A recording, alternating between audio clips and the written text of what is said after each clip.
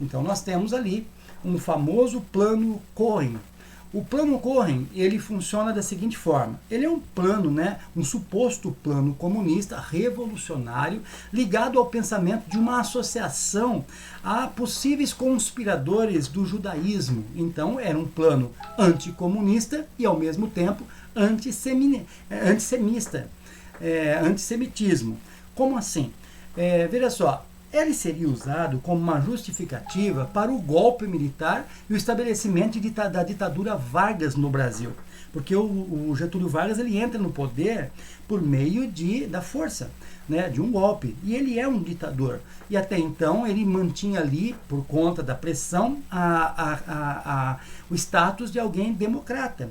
Mas veja só, o plano foi, na verdade, elaborado por um capitão, pelo capitão Cohen, né, era o nome dele, um integralista de origem judaica e utilizado, então, neste momento, por chefes militares aliados ao governo federal, ao governo de Vargas.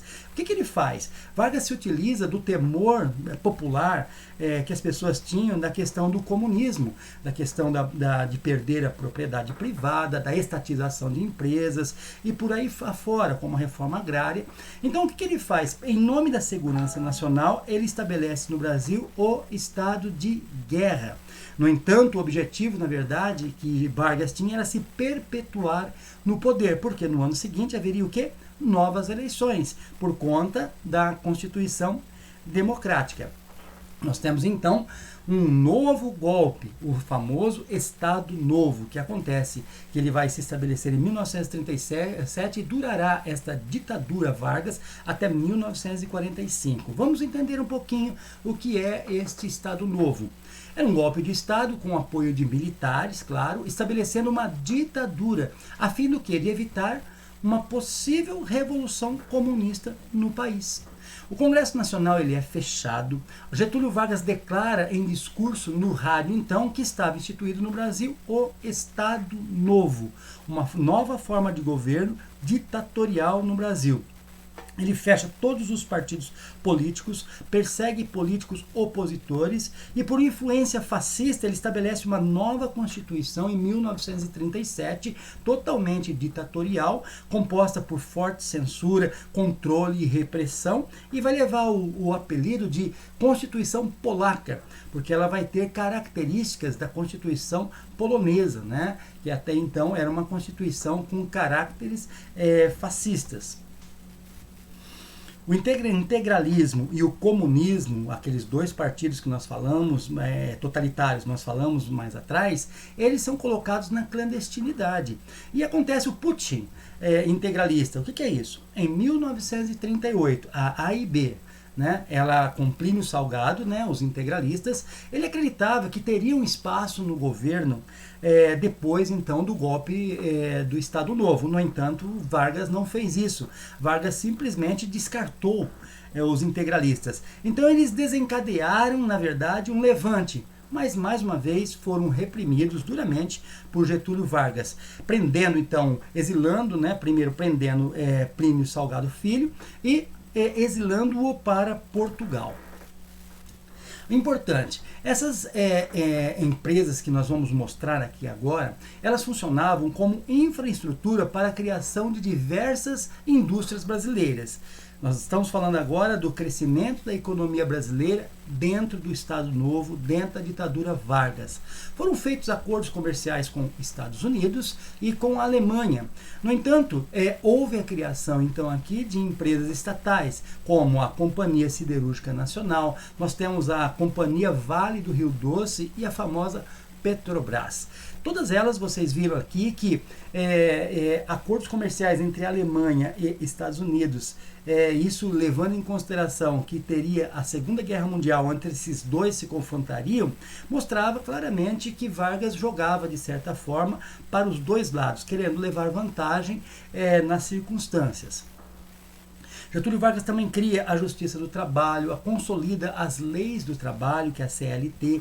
Ele faz mudanças trabalhistas na Constituição, jornada de trabalho apenas diárias de 8 horas, proibição do trabalho para menores de 14 anos e 18 anos para quem trabalhasse à noite, igualdade salarial entre homens e mulheres, isso é muito importante, salário mínimo nacional, que é o que nós vemos até hoje em vigor, proibição do trabalho da mulher, nesse caso 6 semanas antes e 6 semanas depois do parto. Adicional de insalubridade, ou seja, aquelas profissões que envolvem muito perigo, cargas inflamáveis, policiais, esse tipo de coisa, eles têm então a famosa insalubridade, né, que é um bônus que eles ganham por conta dos riscos que eles têm de suas próprias vidas. Férias remuneradas também foi condicionado aí ao novo programa trabalhista de Getúlio Vargas. O controle da mídia e propagandas, então, ele cuidava de promover a imagem de Vargas. Ele criou, então, um departamento da imprensa e propaganda, totalmente controlada pelo governo, cartilhas para crianças e jovens distribuídas nas escolas, controle dos grandes jornais, cerimônias públicas voltadas para os trabalhadores e aos jovens, exaltação do líder, bem o sistema fascista, né? E a criação da Hora do Brasil, um noticiário diário que é oficial do governo vinculado às rádios, que funciona até hoje com o nome A Voz do Brasil. O Brasil vai à Segunda Guerra Mundial e isso aí gera consequências para o governo Vargas. Veja só, há uma crise financeira por causa dos gastos na guerra, como ele tinha acordo com os Estados Unidos, ele luta ao lado dos Estados Unidos contra os alemães e italianos, contra o eixo. Então, veja só, começa a ter uma crise nos preços dos produtos aqui no Brasil, por conta até da Segunda Guerra que estava acontecendo, né? Então, há uma crise social, preconceito contra italianos, japoneses e alemães, por conta de serem os inimigos dos Estados Unidos na guerra, e o Brasil estava do lado dos Estados Unidos. Há uma crise política. O próprio governo autoritário de Vargas, ele lutava a favor da libertação de países. Mas libertação de que tipo de países? De países ditatoriais. Agora, Vargas era contra os outros governos autoritários, mas ele não era também autoritário. Tudo isso aí gerou uma crise política muito forte para Getúlio Vargas, e a luta ao lado dos Estados Unidos contra o nazifascismo, nazismo, fascismo, né? Então fez com que Vargas criasse um certo isolamento político. Aumento das pressões, então, para que a democracia voltasse e também as eleições. Tudo isso aí levou o quê? O Brasil a pensar novamente numa redemocratização. Então, em 1945, apesar de ser tardia a decisão de Vargas, Vargas anuncia a volta das eleições e a formação de uma Assembleia Constituinte para fazer a nova Constituição. A formação de vários partidos, então aquela proibição de se ter partidos acaba, então o comunismo volta, outros partidos voltam, a União Democrática Nacional, Partido Trabalhista Brasileiro, então muitos partidos opositores são estabelecidos no país por conta de uma consequência até da própria democracia. Mas era tarde demais, né? Debaixo de forte pressão militar e principalmente política, com o fim da Segunda Guerra Mundial, que pôs fim ao fascismo e ao nazifascismo na Alemanha, então Vargas não tem condições de continuar com um Estado novo, governando com um Estado novo, né? E ele renuncia ao poder diante de tais pressões. No entanto, o povo sai às ruas, as pessoas querem Vargas no poder, não querem que ele saia. É o famoso movimento queremista, representado principalmente pelos trabalhadores, exigia a permanência da ditadura Vargas devido ao prestígio populista que Vargas tinha diante dos trabalhadores. No entanto, Vargas realmente sai do poder. Há novas eleições, mas novamente algo acontece, né? Vargas foi destituído da presidência, uma vez que a sua imagem de ditador fascista, então, estava desgastada com o fim da Segunda Guerra Mundial.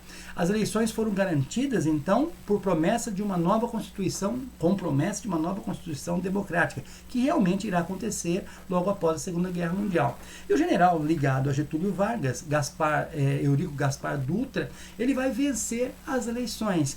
E, na verdade, ele torna-se presidente do Brasil e continua dentro daquela linha varguista que vai refletir na vitória de Vargas alguns anos depois, em 1950. É isso, pessoal. Depois nós falaremos do segundo governo de Vargas. Eu espero que essas informações os ajudem a entender um pouquinho dessa fase de Brasil e até a nossa próxima aula, tá ok? Tchau, tchau.